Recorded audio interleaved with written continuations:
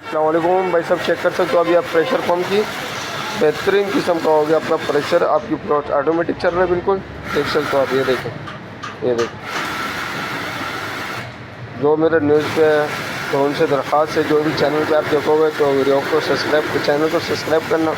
कोई भी मालूमात लेना हो तो हमसे रब्ता कर सकते हो सर। ये देखिए प्रेशर बेड़ा, ये छोटा छेना पंप की प्रेशर है, बेहतरीन किस्म का प्लॉट मार रही है। इसको ये ऑटोमेटिक इसका प्लॉट है। छोड़ो गन, देख लो।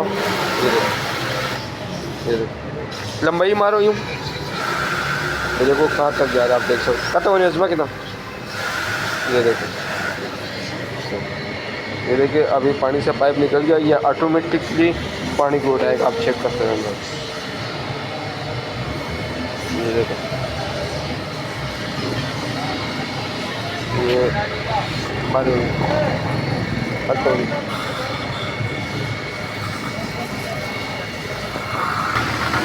ये देखिए बस फुल नेक्स्ट पे पकड़ा है। हो गया बस, सलाम वालेकुम।